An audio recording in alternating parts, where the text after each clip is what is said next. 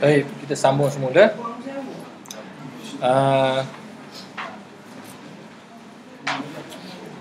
Wasarat al-karamatu hijaban wal maqamatu wasyiyatan walabisatil ahwalu libasal afat. Jadi semua perkara yang dahulunya menjadi tumpuan mereka seperti karamat, maqamat, ahwal, kini perkara itu semua menjadi penghalang, dianggap sebagai penghalang, pendendeng mereka untuk mencapai keredaan Allah Subhanahu Wa Taala yang sebenar-benarnya. Perlu kita faham di sini bahawa bukan mereka mengatakan tidak perlu kepada ahwal, tidak perlu kepada maqamat. Maqamat dan ahwal itu sebagaimana yang kita bincang dahulu, satu keperluan, satu perkara yang dilalui oleh mereka dan oleh kita yang melaluinya. Sama ada mahu ataupun tidak mahu. Hatta kalau kita katakan dari satu sudut, keadaan mereka ini juga dikatakan ahwal ataupun maqamat, maka tidak timbullah aspek mereka itu ataupun tidak timbullah makna mereka itu menolak al-maqamat wal ahwal ataupun seumpamanya. Tetapi kenyataan mereka ini mengatakan, maksudnya ialah mereka tidak memberi tumpuan pada aspek-aspek tersebut. Bukan menjadi matlamat utama mereka kepada aspek-aspek tersebut. Wa baqau fi ainil murad bila murad minal murad. Ini dengan gaya bahasa yang ringkas lah ni. Mereka itu kekal untuk bersama dengan redha Allah Subhanahu Wa Taala, untuk mencapai redha Allah Subhanahu Wa Taala tanpa melihat kepada matlamat-matlamat yang mereka inginkan. Maksudnya kehendak mereka ialah kehendak Allah Subhanahu Wa Taala. Bukannya mereka nak kalau kita dulu kehendak Allah Taala tu nak samakan dengan kehendak kita kan, ataupun kehendak kita bercanggah berlainan daripada kehendak Allah Taala. Tapi mereka ini sampai ke peringkat kehendak mereka ialah kehendak Allah Taala. Mereka itu tidak kehendaki melainkan apa yang Allah Taala kehendaki. Maksudnya ke peringkat betul-betul mereka itu menyerah diri kepada Allah Subhanahu Wa Taala.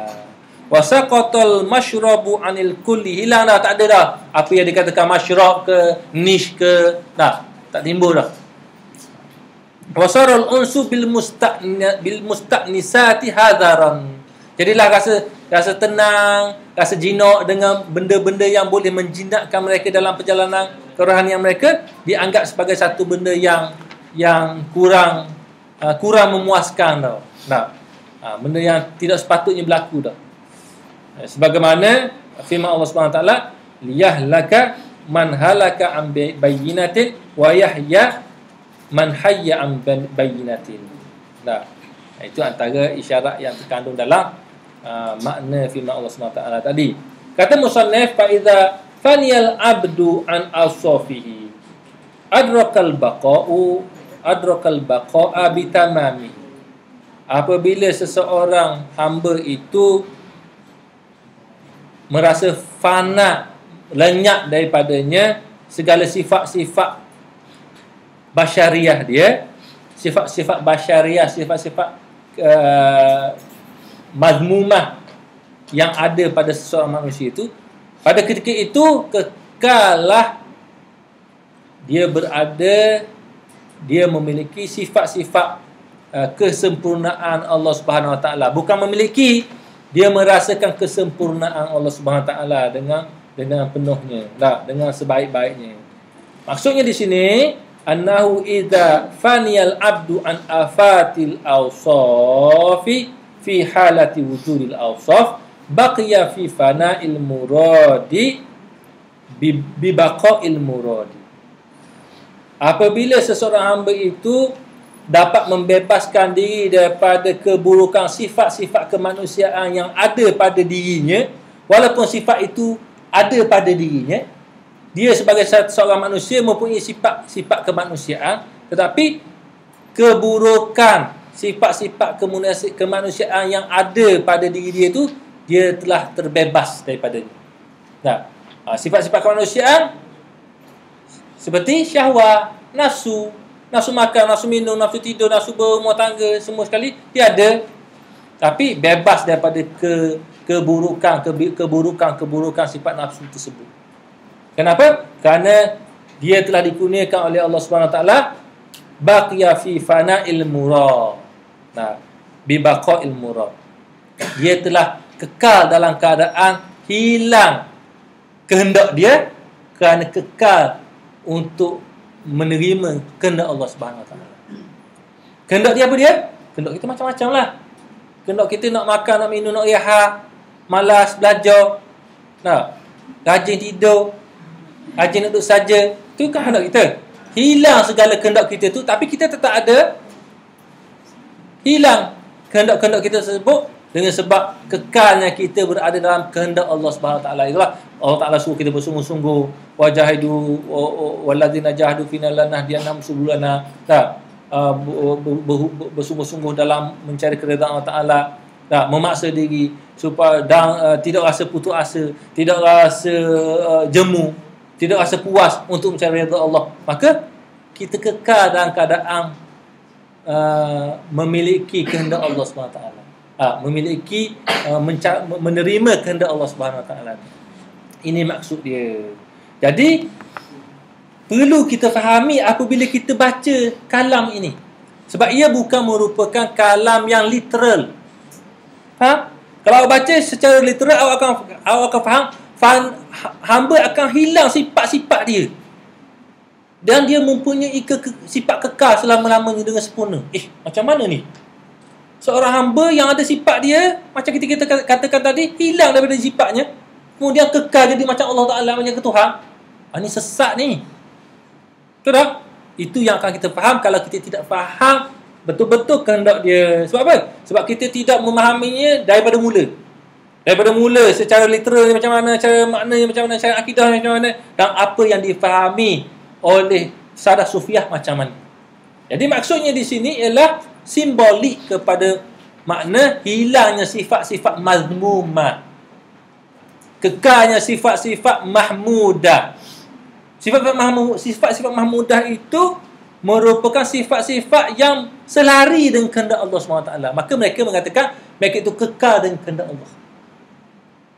Mereka itu kekal dengan apa yang dikehendaki, murad, apa yang dikehendaki oleh Allah SWT. Okey. Fala yakunu lahu qurbun aw bu'dun. Tak timbullah isu dekat ke jauh ke. Dan bila mereka sentiasa berada dalam menerima kehendak yang perkara yang sentiasa dikehendaki oleh Allah Taala, tak timbullah makna dekat ke makna jauh ke. Wala tabqalahu wahsyatun aw unsun. Tak timbullah makna liar ke jinak ke. Dulu kita bincang apa makna wahsyun, apa makna unsun, apa makna bu'dun, apa makna kurbun. Kita bincang dulu dengan istilah-istilah dan huraian-huraiannya. Tapi sekarang ni orang yang berada di peringkat ini tidak lagi membincangkan perkara itu. Wala yakunu lahu sahwun aw sukrun. Kita bincang dah dulu. Apa makna as-sahwu, apa makna as-sukru? Tak timbul dah.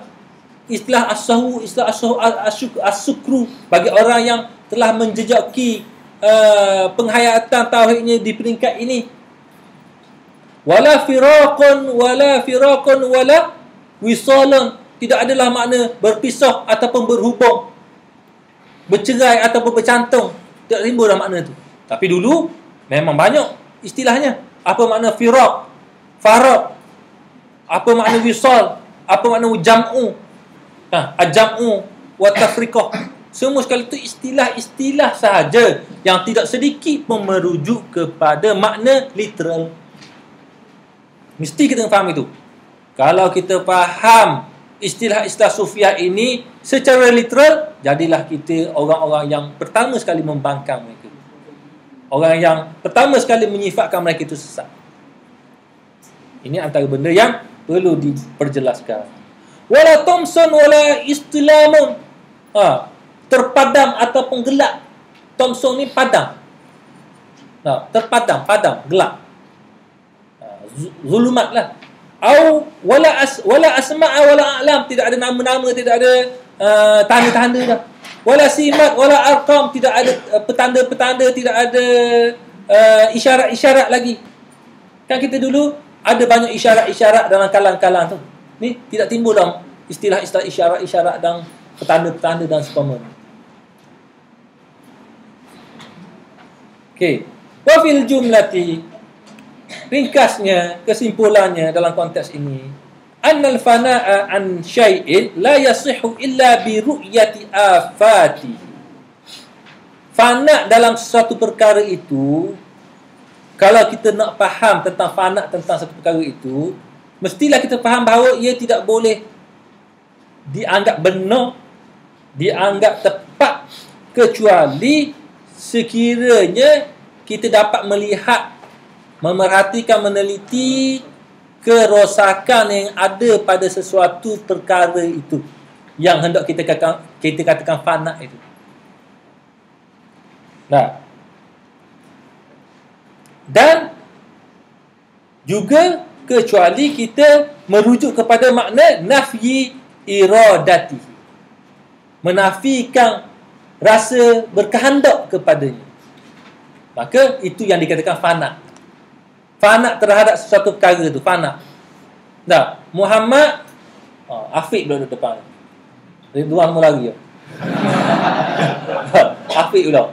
Afiq ya? Afiq pula. Kita ucapkan Afiq pula. Afiq fana. Nah, fana dalam kelas ni. Fana tentang kelas ni. Nah, dia fana ni maksudnya tentang kelas ni, dia bukan maksudnya dia bukan secara literal, bukan maksudnya dia tidak melihat kelas ni, tidak mengetahui tentang wujud kelas ni, tidak mendengar perkara yang berlaku dalam kelas ni, tetapi ia merujuk kepada dia melihat keburukan yang ada pada kelas ni, dan dia menafikan rasa hendak terhadap kelas ni.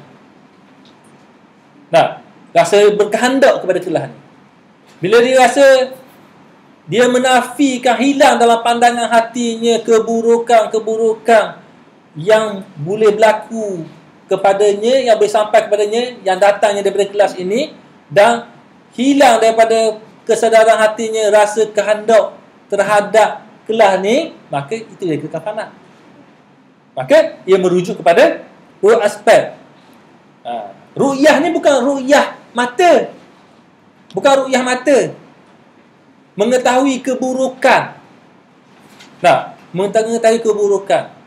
Mengetahui keburukan, kecatatan sesuatu perkara tu bukannya melihat mata. Boleh? Boleh faham? Ini maksud dia. Maka kita sekarang ni meneliti aspek makna. Fana kita merujuk kepada makna. Fana dan baqa pada istilah sufi semuanya merujuk kepada makna. Okey. Kenapa kata musannif begitu? Kenapa ya al-fana an syai'in la yasihu illa bi ru'yati fana afatihi wa nafi iradatihi? Apa? Kenapa begitu? Li'anna kullaman tasawwara anna al-fana'a an syai'in yasihu bi hijabi dhalika syai'i yakunu ala khata'in. Kerana orang yang membayangkan bahawa fana itu maksudnya, fana terhadap sesuatu itu maksudnya kita terhijab daripada dapat melihat sesuatu perkara itu. Kita terhijab daripada dapat memandang, mengetahui sesuatu perkara itu. Maka ia merupakan satu pendapat yang salah, satu pandangan yang salah. Kalaulah Afiq kata fana, saya fana ustaz. Macam mana fana? Saya nak nampak kelas ni. Saya nak main kelas ni, saya nak nampak kelas. Saya fana kelas ni. Saya masuk dalam kelas tapi tak dengar siapa pun dalam kelas ni. Fana kelas ni. Maka salah. Salah kalau pandangan dia maksud fana'nya ialah fana' yang fizikal. Nah, bukan itu maksudnya. Bukan itu maksudnya. Jadi falaisal amru kana yaqulul adamiyyu hina yuhibbu syai'an innani baqin bidzalik wa indama yakrahu syai'an yaqulu innani fanin anhu. Jadi isu ni ialah bukan seperti seseorang yang berkata bila dia kasih kepada sesuatu perkara, dia kata aku kekal dengan perkara ni. Afiq dia suka Mas Mokata Ahmad. Ha? Syahid. Syahid. Syahid, tak maaf. Maka muka suka. Syahid. Afiq kata saya suka Syahid. Suka saya kasih kepada Syahid. Dah. Lalu dia kata saya kekal bersamanya. Tidak boleh kata istilah saya kekal bersamanya. Nah. Ataupun dia benci kepada Syahid. Dia kata saya fana daripada Syahid. Maka tidak boleh berkata gitu. Salah begitu. Salah pandangan ni. Bila dia kasih pada satu benda sehingga kasih dia tu sangat kuat, lalu dikatakan dia kekal bersamanya. Bukan. Ataupun dia benci satu perkara tu sehingga kan dia merasakan tak nampak kebaikan orang tu, lalu dia kata dia fana tentang orang tu. Nah. Ataupun dia fana, tidak melihat orang tu. Tidak melihat sungguhlah, tidak melihat, dihijab daripada penglihatan dia orang yang dia benci tu. Nah. Maka itu bukan maksud baqa' dan fana yang dikehendaki. Sebab apa? Sebab li'anna hadaini sifat at-talib. Ini merupakan sifat at-talib. Dua perkara ini merupakan sifat orang yang baru nak mencari-cari. Nah, baru yang nak belajar-belajar. Itu dari sudut ni dari aspek perasaan rasa kasih sehingga dia mengatakan dia berkekal dengan satu perkara tu dah. Itu tidak boleh berlaku begitu. Ataupun tidak tepat kita katakan begitu. Walaysa fil fana'i mahabbatun wa adawatun. Fana ni sebenarnya tidak ada aspek kasih dan aspek benci sebenarnya. Jadi tak betul lah, tidak tepat istilah kita guna bila kita kasih kepada seorang, kita pun kata saya kekal bersamanya. Bila kita benci pada seorang, saya kata saya saya fana daripadanya. Tidak boleh. Sebab istilah fana dan baqa' ini tidak merujuk kepada sifat kasih ataupun sifat benci. Okey. Wala fil baqa' ru'yatu jam'in wa tafriqah. Dan begitu baqa' kekal tidak merujuk kepada seseorang itu berhimpun mempunyai sifat jamak ataupun sifat tafriqah. Sifat jamak dan tafriqah mungkin kita akan bincang akan datang lah. Jamak itu apabila hati rasa berserta Allah Subhanahu Taala. Apabila tafriqah tu apabila ingatan hati banyak kepada yang lain daripada Allah Taala bercampur. Maka tafriqah. Maka tidak merujukkan pada benda itu. Okey. Jadi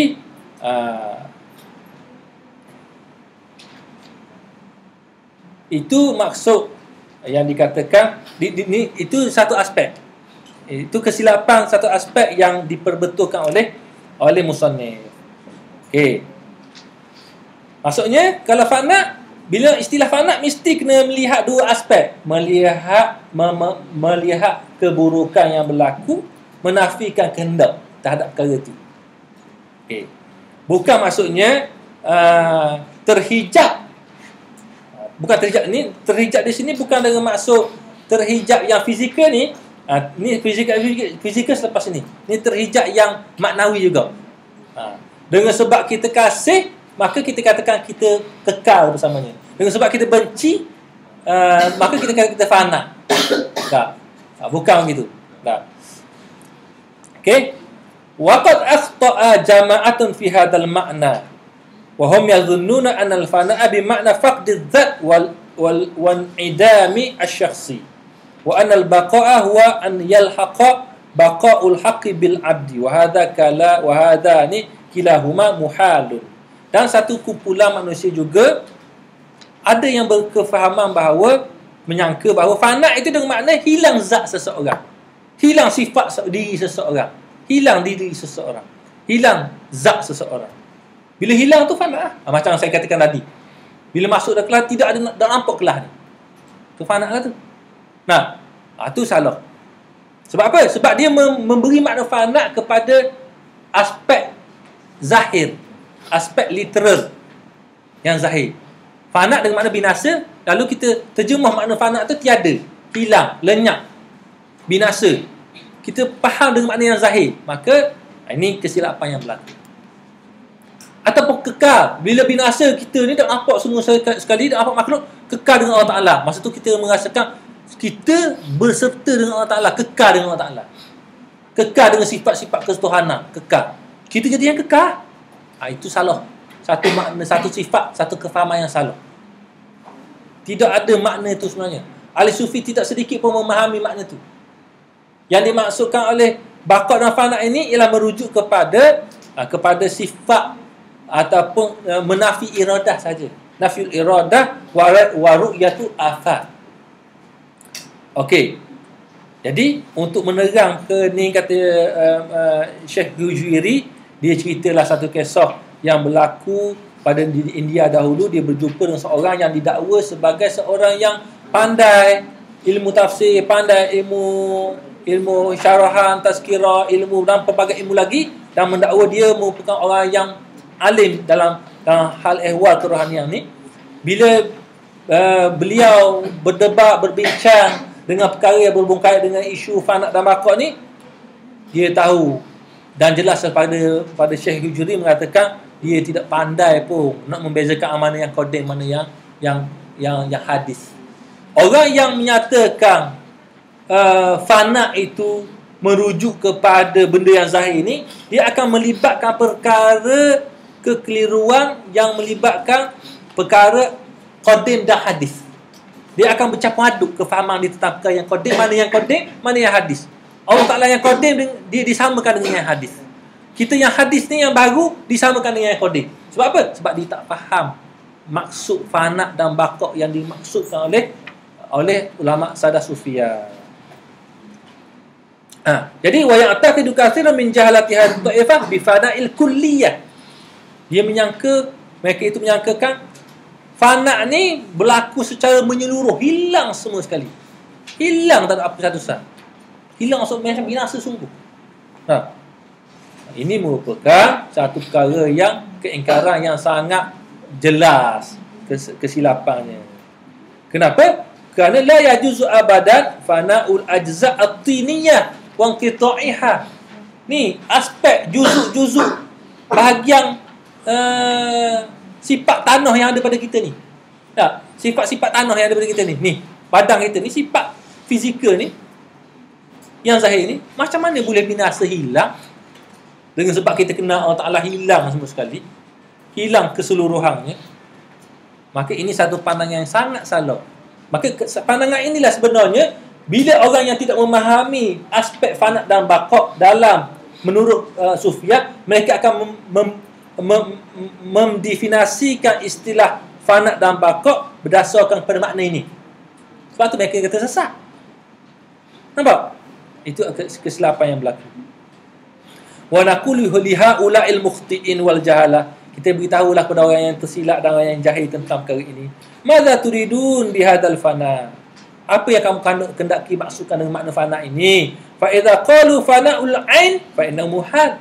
Kalau orang nak masukkan dengan makna fana itulah fana diri seseorang, fana zat seseorang, ain itu zat diri seseorang, maka ia merupakan perkara yang mustahil. Macam mana awak ada tiba-tiba hilang, binasa, tidak ada? Mustahil, tidak boleh berlaku.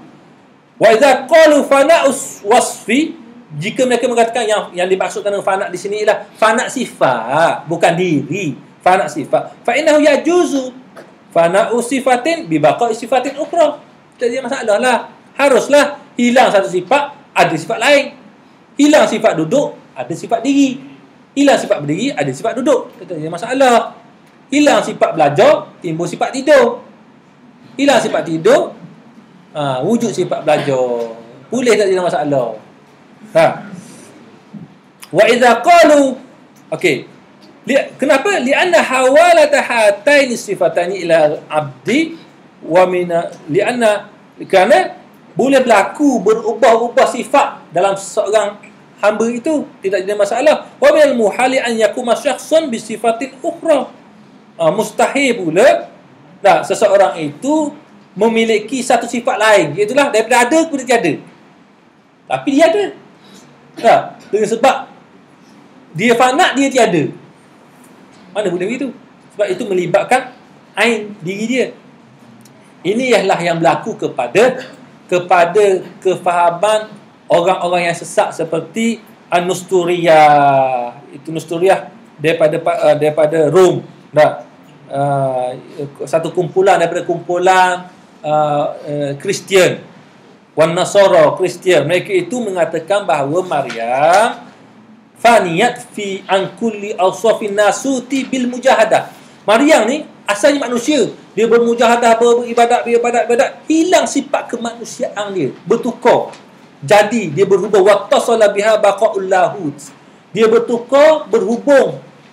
Masa dia bila bermujahadah tu, beribadat, sehingga hilang sifat-sifat kemanusiaan dia, dia berhubung dengan Tuhan. Dia berhubung dengan Tuhan dan dia bersifat memakai pakaian ataupun sifat-sifat ketuhanan al-lahut. Allah, al-ilah jadi lahut. Lahut ni istilah merujuk kepada al-ilah. Sifat-sifat ketuhanan. Wa adrakat al-baqa'a bidzalika. Dia jadi kekal. Jadi dia tu macam Tuhan lah. Tuhan mak. Menurut orang Kristian.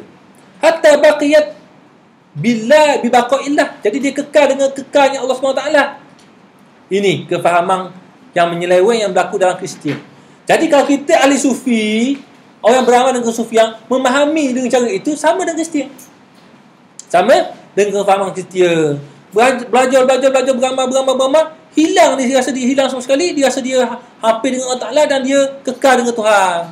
Dan sifat-sifat Tuhan tu yang kekal tu ada pada dia berarti. Itu satu tanggapan, satu kefahaman yang sesat, yang salah. Wa kana Isa natijata zalik. Isa pula alaihi salatu wassalam merupakan kesan daripada perhubungan antara Tuhan dan Maryam. Walam yakun tarkibu Isa min asli insaniyah. Dan Isa, kejadian Isa tu bukannya unsur manusia.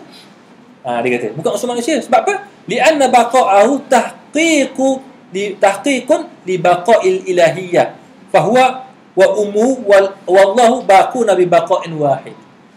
Sebab apa? Sebab keberkekalan Isa itu sebagai suatu manifestasi makna kepada kekalnya ketuhanan Allah Subhanahu Wa Taala. Mak dia dan Tuhan Allah Subhanahu Wa Taala kekal dengan satu sifat kekal.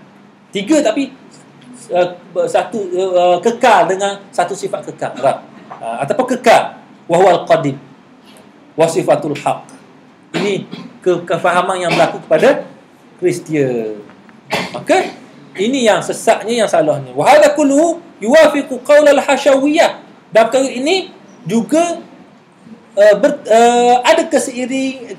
ada kesamaannya dengan pandangan al-hashawiyah. Hashawiyah ni satu kumpulan mazhab akidah Islamiyah, tapi dia menyeleweng. Yang dianggap sebagai al-mujassimah ataupun al-musyabbihah. Al-mujassimah, al-musyabbihah itulah al-hashawiyah. Mereka mengatakan allazina yaquluna bi anna dzatallahi mahallul hawadith. Mereka menyifatkan bahawa Allah Subhanahu Wa Taala ni, zat Allah Subhanahu Wa Taala tempat kepada perkara yang baru. Benda yang baru boleh berlaku pada zat Allah Ta'ala. Zat masuk. Sebab tu mereka mengatakan wa yujizu lil qadim sifatal muhdath. Mereka itu mengharuskan sifat qadim ni, Tuhan yang qadim, Tuhan yang sedia kala, yang kekal, mempunyai sifat-sifat baru. Apa dia? Duduk di atas aras, duduk macam kita lah, tapi tak tahu hakikatnya macam mana. Duduk lah. Maksudnya duduk tapi tak hakikat, tak tahu duduk macam mana. Duduk. Menyifatkan sifat duduk yang ada pada makhluk boleh berlaku pada zat Tuhan yang Maha Qadir. Turun lah. Turun intikal, bergerak turun, tapi tak tahu turun lagu mana. Kita hanya tak tahu saja turun lagu mana, tapi turun tetap turun. Tetap mana turun yang sebenar.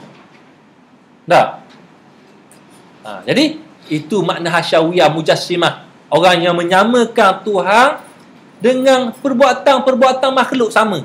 Dia terjemuh dengan makna yang sama. Sebab apa? Sebab dia mengharuskan sifat-sifat baru yang ada pada makhluk ni boleh duduk pada zat Allah Ta'ala yang qadim. Maka ini kalau begitu lebih kurang sama dengan Masihi tadilah, dengan Nasara tadi. Ini sifat yang salah, pandangan yang salah dan sesat. Al-Sunnah wal Jamaah mengatakan Allah Subhanahu Wa Taala tidak boleh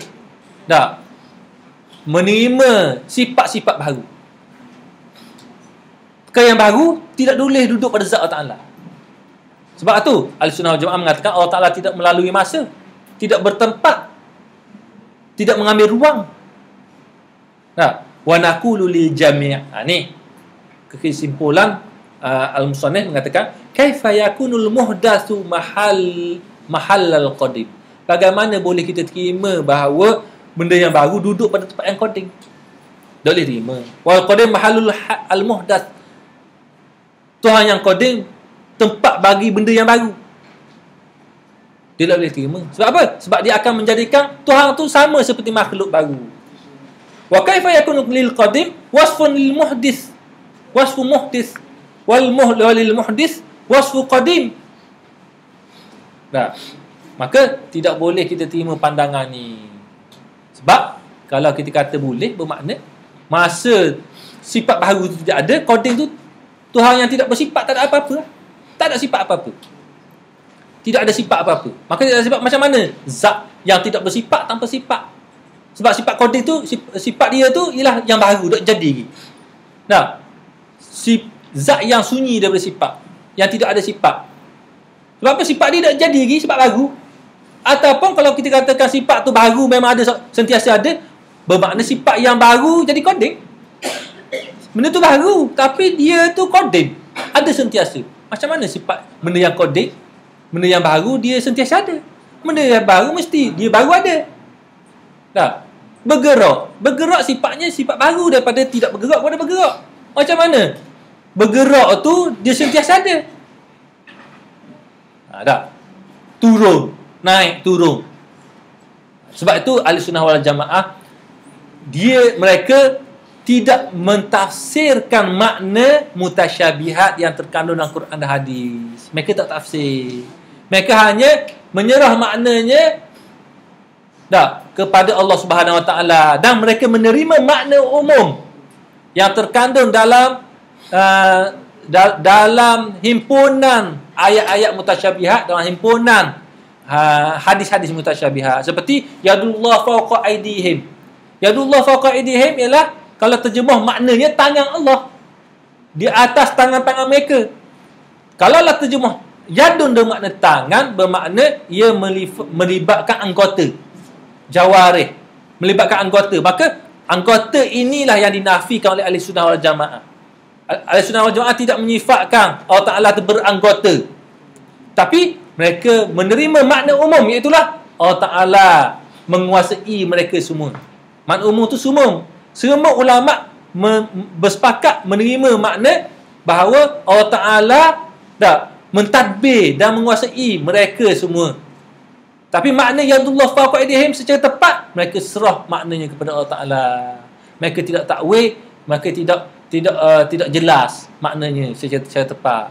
Kalaupun mereka nak takwil, mereka akan takwil dengan makna yang sesuai dalam penggunaan bahasa Arab. Iaitulah tangan dari makna kuasa. Yang diguna dalam bahasa Arab. Mata dengan makna pemeliharaan, penjagaan. Yang diguna dalam bahasa Arab, maka mereka guna perkara itu supaya mereka nak mengeluarkan Allah Subhanahu Wa Taala daripada bersifat yang qadim, menerima sifat yang baru. Yang baru mengambil tempat yang qadim. Ini antara perkara yang perlu kita faham.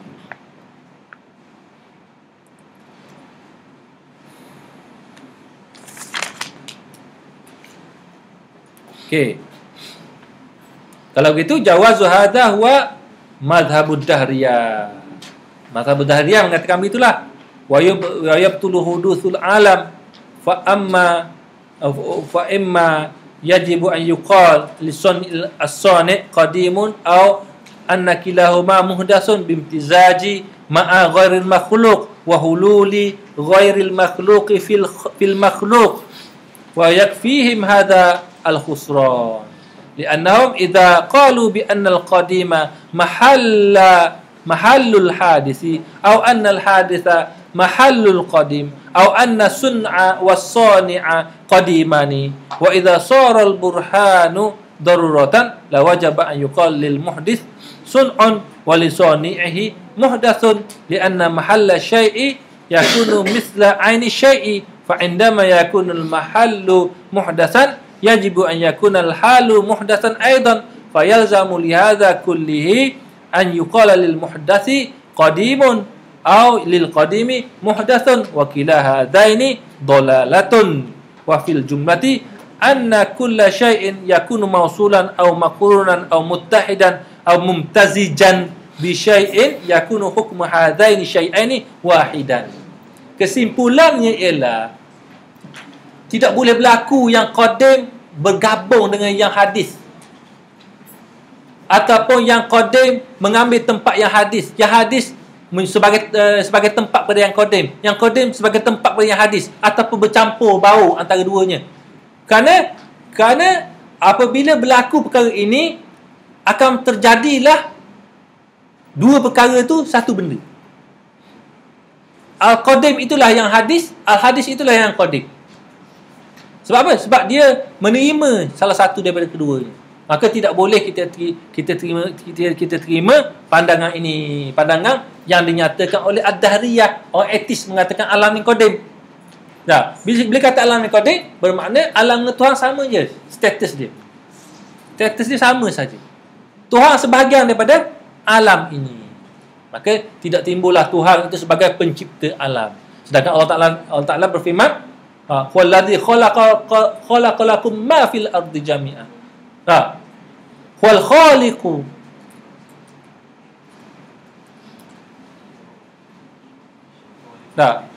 Dialah Tuhan yang pencipta, mencipta. Maka ini antara kesimpulan yang perlu kita faham. Ni akidah ni, dia bukan merujuk pada makna tasawuf, dia merujuk pada makna akidah. Bila kita faham ini, bila akidah kita di peringkat ini betul, barulah penghayatan tasawuf kita seterusnya insya-Allah jadi betul. Kalau tidak, dia akan menyeleweng mengikut asas kefahaman kita ni. Idzan baqauna sifatuna wa fana'una sifatuna. Yang dimaksudkan dengan baqa' kita ni kekal, kita ni baqa', apa dia? Sifat kita. Dan binasa kita ialah sifat kita juga. Wa fi takhsis aswafina yakunu fana'una mislu baqa'ina wa baqa'una mislu fana'ina. Fal fana'u wasfun yakunu bi baqa'i wasfin akhar. Jadi, secara khususnya segala sifat-sifat kita tu yang fana sama juga dengan yang baqa'. Sifat kita yang baqa' tu sama juga yang fana. Dari satu aspek sama saja, dia merupakan makhluk Allah SWT yang dicipta oleh Allah Ta'ala. Bukannya bila kita fana kita jadi macam Tuhan. Bila kita jadi baqa', kita ni sama dengan sifat Tuhan. Bukan. Tetap fana dan baqa' itu semua adalah sifat-sifat kita yang dicipta oleh Allah Subhanahu wa Ta'ala. Wa aidan idza abbara ahadun an fana'in la ta'alluqa lil baqa'i bihi fajaizun. Fa idza abbara an baqa'i la ta'alluqa lil fana'i bihi fajaizun aidan. Boleh, tidak jadi masalah. Kalau seorang mengatakan berlakunya fana tanpa dikaitkan dengan makna baqa', nah, boleh, harus. Ataupun seseorang tu mengatakan baqa' satu perkara tanpa mengaitkan kepada makna fana, boleh. Kita sebelum ni kita kaitkan. Bila ada baqa'ut ta'ah, fana'ul maksiyah, kita kaitkan dengan makna yang lain. Ni tak mau kaitkan pun, tidak mau kaitkan dengan perkara yang lain pun boleh. Tidak harus berlaku maksudnya. Li'annal murad min dzalika fana'u dzikril ghairi. Fana daripada menyebut perkara yang lain. Baqa' zikrul haqqi, kekal dalam menyebut Allah Ta'ala sahaja. Wa man faniya minal muradi baqiya bil muradi. Ini maksud dia. Barang siapa yang fana daripada muradnya, murad pertama merujuk pada murad dia, kehendak dia sendiri. Baqiya bil muradi, dia akan kekal dengan murad Allah SWT. Kekal dengan murad kehendak Allah Ta'ala. Itu maksud dia. Kalau awak faham secara literal, awak akan kata, barang siapa yang binasa daripada kehendaknya, maka dia kekal bersama kehendaknya. Macam mana tu? Murad yang pertama merujuk kepada murad hamba itu sendiri, kehendak hamba itu sendiri. Murad yang kedua merujuk kepada kehendak Allah Subhanahu wa taala. Lianna muradaka fanin wa muradal haqqi baqin. Kehendak kamu binasa, pada ketika itu kekallah kamu berserta dengan kehendak Allah Subhanahu wa taala. Maksudnya kamu menerima kehendak Allah Subhanahu wa taala. Wa hina taqumu qa'iman bi muradika yafna muraduka wa yakunu qa'iman wa yakunu qiyamuka bil fana. Nah, wa hina pada ketika kamu berada bersama kehendak kamu, nah, dan kemudian hilang kehendak kamu, pada ketika hilang kehendak kamu tu, maksudnya kamu fana daripada kehendak kamu yang hilang. Maksudnya mudahnya beginilah, macam kita kata sebelum ini, bila kita hilang daripada mengikut semua kehendak perasaan hati kita, kita hanya ikut kehendak dan apa yang ditentukan oleh ustaz, maka hilanglah kehendak kita. Kalau ikut kehendak awak tak mau belajar, awak tak mau buat pun tugasan-tugasan, maka awak kekal dengan kehendak awak. Tapi awak telah buat apa yang disuruh oleh ustaz, kehendak ustaz. Awak panggil kelas, apa yang ustaz suruh buat, awak buat. Pada ketika itu telah hilang kehendak awak. Betul tak? Bila hilang kehendak awak, itulah paling pandang. Itu maksud dia. Okey.